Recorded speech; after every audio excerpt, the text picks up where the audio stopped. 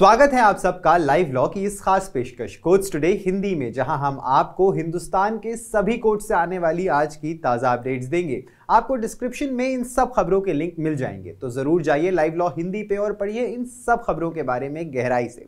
इस वीडियो में हम आपको संक्षेप में सारी अपडेट्स देने की कोशिश करेंगे, तो चलिए शुरू करते हैं। दिल्ली विकास प्राधिकरण यानी डीडीए को बुधवार 26 जून को सुप्रीम कोर्ट की आलोचना का सामना करना पड़ा, क्योंकि उसने अदालत के आदेशों का उल्लंघन कर पेड़ों की कटाई के स्थान पर दिल्ली के उपराज्यपाल वीके सक्सेना के दौरे के संबंध में जानकारी नहीं दी थी। सुप्रीम कोर्ट के निर्देशों का उल्लंघन कर राजधानी के रिज जंगल में पेड़ काटने के मामले में डीडीए उपाध्यक्ष पर अवमानना का मामला चल रहा है। 24 जून को जस्टिस अभय एस ओक और जस्टिस उज्जवल भुइयान की पीठ ने कहा कि कार्यकारी अभियंता द्वारा ठेकेदार को भेजे गए ईमेल में दिल्ली के एलजी द्वारा साइट का दौरा करने के बाद पेड़ों को काटने के लिए जारी किए गए निर्देशों का उल्लेख किया गया है। जैसा कि कार्यकारी अभियंता ने ईमेल से इनकार किया, अदालत ने डीडीए को एलजी की यात्रा के पहलू पर सफाई देने और इसके संबंध में आधिकारिक रिकॉर्ड दिखाने का निर्देश दिया। कोर्ट ने डीडीए उपाध्यक्ष को 24 जून को पारित आदेश के निर्देशों का पालन करने के लिए 1 सप्ताह का और समय दिया।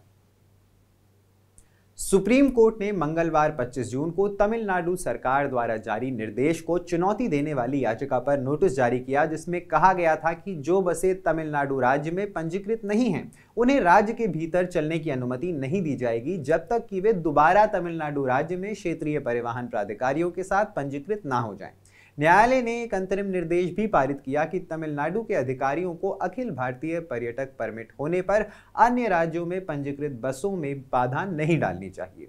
न्यायमूर्ति बीवी नागरत्ना और न्यायमूर्ति उज्जवल भुइयान की अवकाश पीठ द्वारा सुनी गई एक याचिका में याचिकाकर्ता, जो अखिल भारतीय पर्यटक परमिट रखने वाले सरकार द्वारा अनुमोदित अंतरराज्य बस ऑपरेटर हैं, ने तमिलनाडु सरकार द्वारा जारी निर्देशों की आलोचना की, जिन्होंने अंतरराज्य बस ऑपरेटर को राज्य के भीतर चलने के लिए अपने वाहनों या बसों को तमिलनाडु में स्थित आरटीओ के साथ पंजीकृत कराना होगा, अन्यथा उनके वाहनों को तमिलनाडु राज्य से गुजरने की अनुमति नहीं दी जाएगी। सुप्रीम कोर्ट ने 25 जून को विशेष अनुमति याचिकाओं में वकीलों द्वारा भौतिक तथ्यों को दबाने की प्रथा की निंदा की।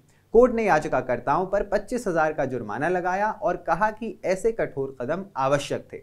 जस्टिस अभय एस ओक और जस्टिस राजेश बिंदल की अवकाश पीठ all India EPF staff federation द्वारा दिल्ली उच्च न्यायालय के 20 मार्च के अंतरिम आदेश के खिलाफ चुनौती पर सुनवाई कर रही थी।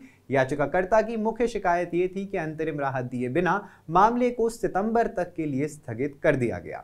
सुनवाई के दौरान पीठ ने पाया कि याचिकाकर्ता ने जानबूझकर 3 मई के आदेश को दबा दिया था, जिसमें दर्ज किया गया था कि याचिकाकर्ताओं के वकील ने उच्च न्यायालय के समक्ष शीघ्र सुनवाई के लिए आवेदन पर दबाव नहीं डाला। जब पीठ ने संकेत दिया कि वो जुर्माना लगाने जा रही है, तो वकील ने माफी मांगी और पीठ से इतना कठोर ना होने का आग्रह किया।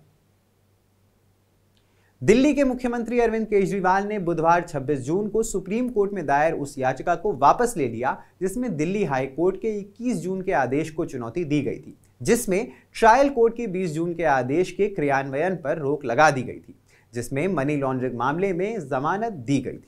केजरीवाल के वकील वरिष्ठ अधिवक्ता डॉक्टर अभिषेक मनु सिंघवी ने अदालत को सूचित किया कि कल 25 जून को दिल्ली उच्च न्यायालय ने ईडी के स्थगन आवेदन पर अंतिम आदेश पारित किया और जमानत आदेश पर रोक लगाने के कारणों की घोषणा की।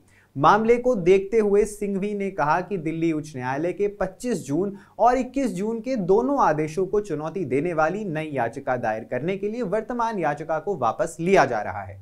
न्यायमूर्ति मनोज मिश्रा और न्यायमूर्ति एसवीएन भट्टी की अवकाश पीठ ने केजरीवाल को नई याचिका दायर करने की छूट देते हुए वर्तमान याचिका को वापस लिया हुआ मानकर खारिज कर दिया।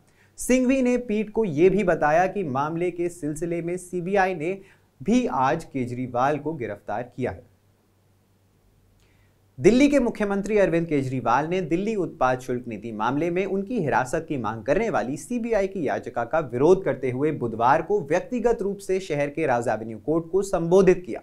आम आदमी पार्टी नेता ने उन मीडिया रिपोर्टों का खंडन किया जिनमें दावा किया गया था कि उन्होंने घोटाले के लिए डिप्टी सीएम मनीष सिसोदिया को जिम्मेदार ठहराया है। केजरीवाल ने कहा, सीबीआई सूत्रों द्वारा मीडिया में झूठी कहानी फैलाई जा रही है कि मैंने शराब नीति घोटाले का दोष मनीष सिसोदिया पर डाल दिया है। मैंने मनीष सिसोदिया या किसी अन्य व्यक्ति पर आरोप लगाते हुए ऐसा कोई बयान नहीं दिया है। मैंने कहा था कि मनीष सिसोदिया निर्दोष हैं, आम आदमी पार्टी निर्दोष है, मैं निर्दोष हूं, लेकिन सीबीआई की योजना हमें मीडिया में बदनाम करने की है। कृपया रिकॉर्ड करें कि सीबीआई सूत्रों ने मीडिया में फर्जी खबरें फैलाई हैं। कोर्ट ने अपना फैसला सुरक्षित रख लिया है।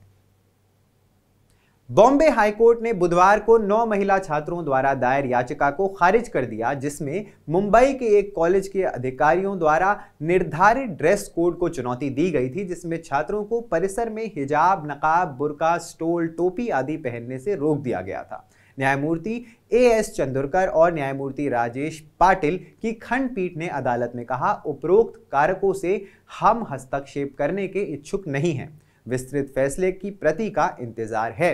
पिछले सप्ताह सुनवाई के दौरान कॉलेज ने प्रस्तुत किया कि इन वस्तुओं पर प्रतिबंध लगाने का उद्देश्य धार्मिक प्रतीकों के प्रदर्शन से बचना है, सिवाय उन वस्तुओं को छोड़कर जिन्हें धर्म के मौलिक अधिकार का हिस्सा माना जाता है, जैसे सिखों के लिए पगड़ी। कॉलेज का प्रतिनिधित्व कर रहे वरिष्ठ अधिवक्ता ने बताया कि प्रतिबंध सभी धार्मिक प्रतीकों पर लागू होता है और मुसलमानों पर लक्षित नहीं है। बॉम्बे हाईकोर्ट ने पुणे पोर्श कार दुर्घटना मामले में नाबालिग आरोपी की रिहाई का आदेश देते हुए सार्वजनिक आक्रोश से प्रभावित होकर अभियोजन और कानून प्रवर्तन एजेंसियों द्वारा स्थिति को संभालने के अव्यवस्थित तरीके की आलोचना की।